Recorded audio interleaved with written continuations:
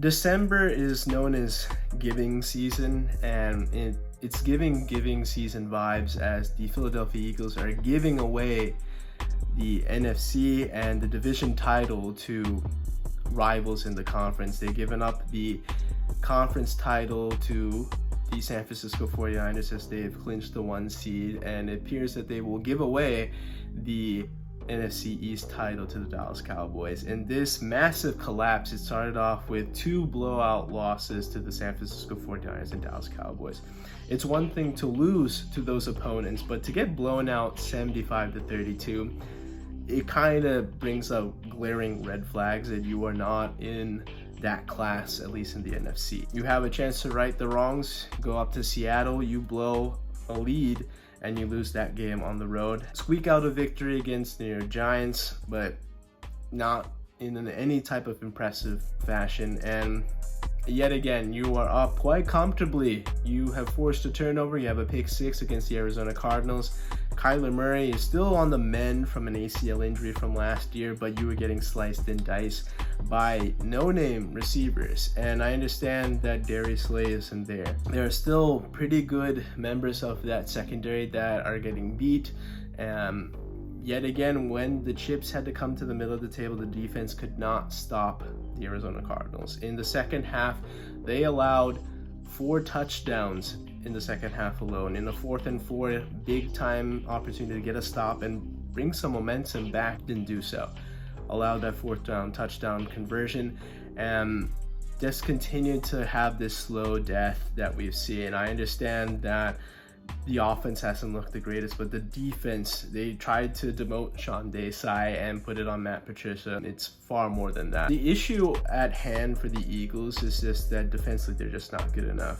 We know that Howie Roseman loves to build in the trenches, offensive line, defensive line. Well, they let Javon Hargrave walk. I thought that was probably the right decision to do so. And then you replenish that with Jalen Carter, another solid move. Josh Sweat has not looked like himself this year. After October, it's been at least probably since early November since Josh Sweat has even had a sack on the quarterback, only 6.5, and we're heading into the final game of the season. Hassan Reddick had a nice stretch, but has cooled off since early December. Other than Jalen Carter getting pressure up the middle and the occasional Fletcher Cox hurry or pass rush, there is no consistency from the defensive tackle spot too. The defensive line that has been sacking quarterbacks left and right last year, they had 70. They have barely eclipsed half that mark this year, and that's a huge issue when you have a secondary last year that was kind of suspect at times. They were a little grabby, and they're getting exposed now because they don't have that luxury of having a quick pass rush to get to the quarterback in a short amount of time. And with the injury to Darius Slay, that's meant that Brett Berry has had to take on more, means more for Keely Ringo. And I think Ringo is a guy of the future, but it's clear that James Bradbury has no ability to run with faster receivers anymore. Yes, he has the length, but when cornerbacks lose that even half step, that is a huge issue when you're going up against those faster wide receivers on the outside. And unfortunately for the Eagles, they decided to re-up with Darius Slay and James Bradbury. At the time, I thought those were good decisions to keep some continuity in the secondary, but now you're seeing a guy enter his just turned 30 in James Bradbury. He is slow. He is not there anymore. And you're stuck with this albatross of a contract for the next 2 to 3 years. His dead cap is going to be a massive hit in your cap situation. Darius Slay may be a salvageable piece for another year, but that is it. I don't think he has a lot left, and he's already injured right now. They tried Kevin Byard. It's been not that great. I think Reed Blankenship is the only guy I'm consistently comfortable with, but even him, he's missed tackles, he's missed assignments as well. And another thing with that is a big issue for the Eagles organization is that they don't have any emphasis at the linebacker position.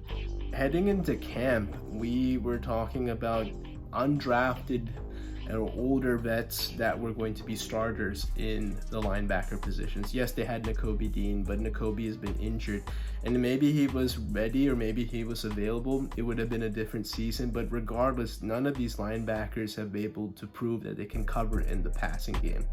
I understand linebacker hasn't been a big priority for this organization since I've been a fan, but they need to focus on that. They need linebackers. Look at the 49ers. They have a great D-line and a great secondary, but they have Fred Warner and Dre Greenlaw in the linebacking room. They need at least one of those guys for Philly to even be within sniffing distance of a defense like that. The fact that the middle of the field is just so easily exposed in inside slants or holes in the zone, that is a huge problem for Philly. I understand that Howie doesn't like to use assets, at least even allocates very minimal assets to that type of position, but it's going to have to be reevaluated next year.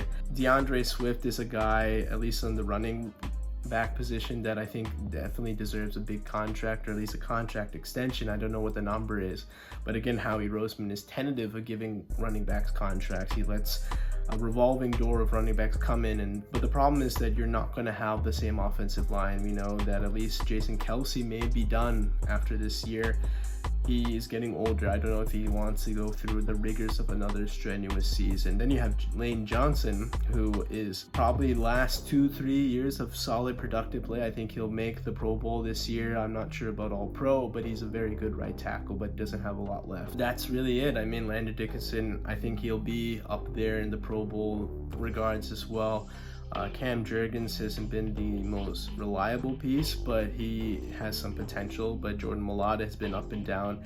I think Jordan, if anything, is outside of football guy that he is, he's hilarious. He's a great personality, but slightly overrated as a player because he gets a lot of holding calls and at the most inopportune times. And to talk about that issue, there was a sequence when the game was tied 28-all, and you have 1st and 10. You run a play, and Jordan Mailata gets called for holding 1st and 20. Brian Johnson calls 2 quarterback runs with Jalen Hurts, and they get you in a 3rd and 20 situation, or 3rd and 19. That is uber conservative play calling there when you have so many talented pass catchers like Devontae Smith, AJ Green. That is a huge problem when you have so many talented receivers. You have Dallas Goedert, Devontae Smith, and AJ Brown. AJ Brown was on this crazy pace in October and then has since tailed off.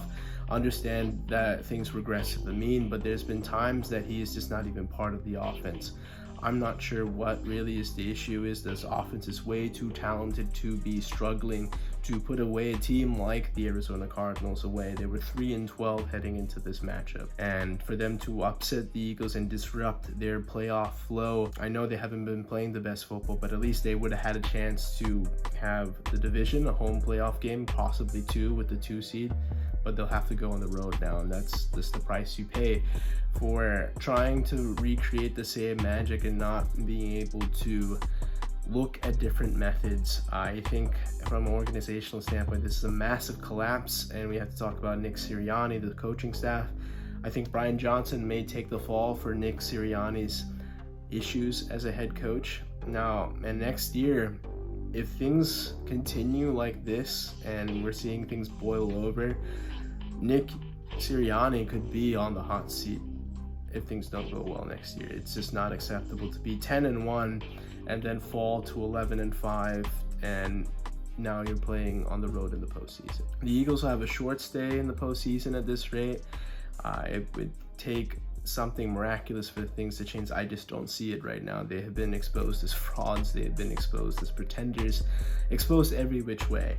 And it may take a big offseason to retool this roster that is going to take a lot of hard conversations, going to take a lot of rebranding and maybe changing what your identity is as a team, but things have to change to keep up with teams like the Cowboys and the 49ers in the NFC.